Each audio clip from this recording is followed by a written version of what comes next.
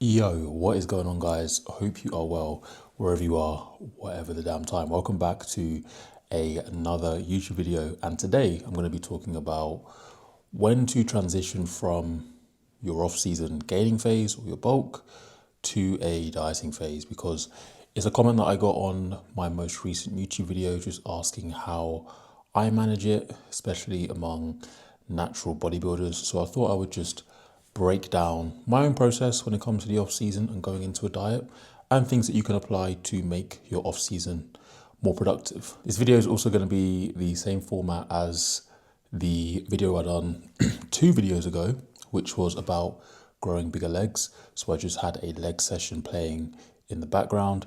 You are going to be seeing my most recent upper body session going down over this as well. I think this question about when to transition to an off season kind of highlights a pretty big issue in, I don't even want to just say natural bodybuilding, but just bodybuilding in general, and it's indecision.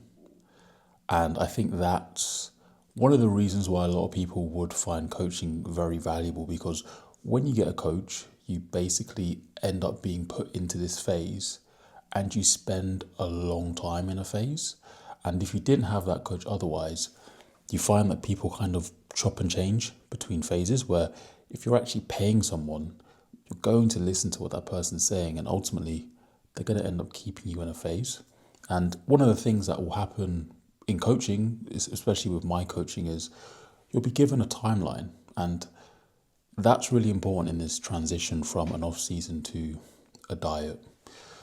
So that's the first thing really that you'd need to do. It's build out your timeline, because then you have an idea as to how long you're going to spend in that phase. For me, I would like to spend between 30 and 50 weeks in an off-season phase where I'm intentionally trying to drive up body weight, really slowly, of course. But anywhere within that ballpark is fine. But the most important thing is just making a decision on that time frame. Of course, things that can influence that is if you have a show coming up. So if you plan to compete the year after, or if you plan to compete in a couple of years, it's really important that you build your timeline considering that.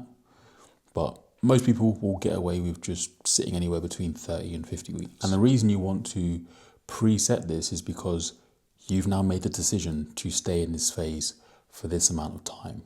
And therefore you don't end up questioning whether or not you need to get out of the phase or whether or not you're doing the right thing. You're in it, you've made the decision. So let's say that you've elected to spend 40 weeks in this phase. We're going to slowly drive up your body weight.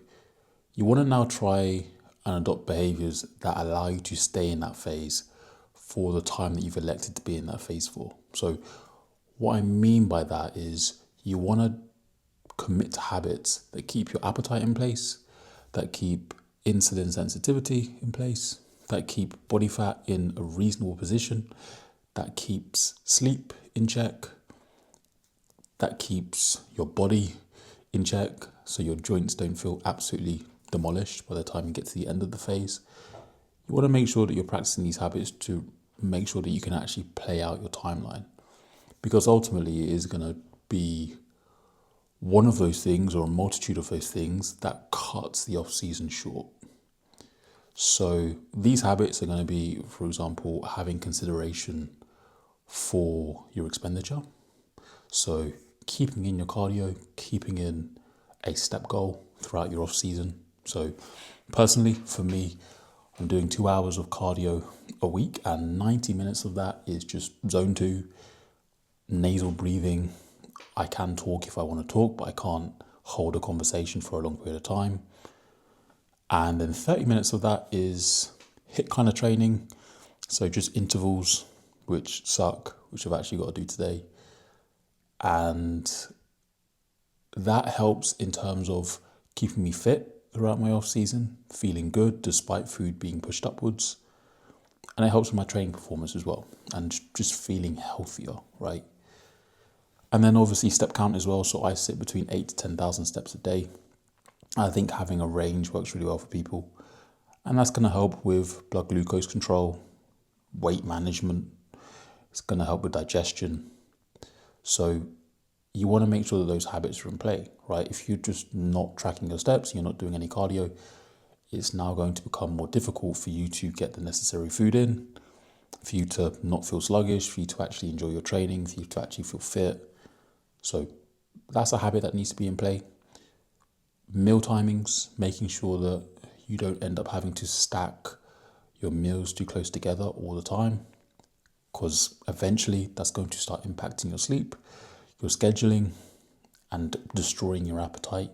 If you're suddenly having to merge 3,000 calories into just this one big mess, that's going to impact how you feel about food and diminish your ability to actually eat. So you want to make sure that you're being considerate of meal timings as well. You want to make sure that your rate of gain is pretty slow and no quicker really than 1% of your body weight per month. You could potentially go slower than that. It just depends on your timeline, what you've got coming up, if you're competing, if you're not competing, your previous bodybuilding history. But I think for most people, 1% of your body weight per month as a max is a good ballpark figure to be within. And alongside that as well, making sure that sleep is in a good place as well. So you want to make sure that all of these habits are in a good place for you to reach that end stage, which is 40 weeks. And then you know you're transitioning into a diet. What should you do then? So what kind of signs would we see that actually you're not going to make it to 40 weeks and continuing on this path is probably going to do more damage than normal? So let's say you've gone a little bit too quickly up in body weight, and as a result of that, training performance isn't really improving. You feel quite poor in training because of the extra body fat, and your sleep isn't fantastic, which is almost like this negative feedback loop. Poor sleep, poor training, feeling fat, can't be then bothered to go do any cardio because you're feeling fat and you're slowing down. So it just ends up being this negative feedback loop. Appetite also then just gets destroyed because you're not digesting food well, because you're not sleeping very well, you're not recovering from sessions, so you're feeling beaten up all the time. Now, if you're in a position where that's a result of you just carrying too much body fat, then you could potentially pull back from there. So if you are starting to see those negative signs and the only way to really rid of them is by getting rid of body fat, then it's probably time to call it a day and then just learn from the mistake and then better manage that in your next phase. If obviously that doesn't happen to you, then just continue on for the 40 weeks. I think it's really important to note as well that just because your off season's ending, so after the 40 weeks, it doesn't mean that you've now become incapable of building muscle. I think a lot of people get worried because they think, oh my God, I want this off season to last as long as possible because I'm building so much muscle, my body weight is going up. I don't want this to end.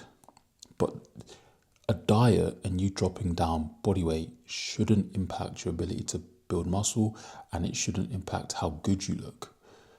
It shouldn't, unless you're dieting terribly. And if you find that when you diet, you are losing a load of strength and your physique starts to wither away, either your expectation of how much muscle you had is off, or your method of dieting is just not up to scratch. And again, you're somebody who would benefit massively from having a coach and having somebody actually look over your process. But don't get disheartened if you are having to go into a dieting phase. It doesn't mean that you're not going to progress. It doesn't mean that you can't build muscle. It can still be productive. I've helped plenty of clients through dieting phases get to peak strength, even as body weight has come down. And that's because muscle is still going on your body. It becomes a different ballgame when you're approaching stage condition. But for most people, if you're not looking to step on stage, you don't need to reach that level of condition. I hope that was all clear and you took some good advice from that. As I said, I think the biggest issue with this is indecisiveness with a lot of people. They just can't make a decision and stick to it and see if it actually plays out. And I hope that's really the main message that I want to get across to you. And I think setting a timeline forces you to stay in certain phases for long enough and see if they actually work out. But anyway, if you enjoyed this video, give it a like. Any questions, drop a comment below. I hope you have a fantastic day wherever you are, and I'll see you for the next one.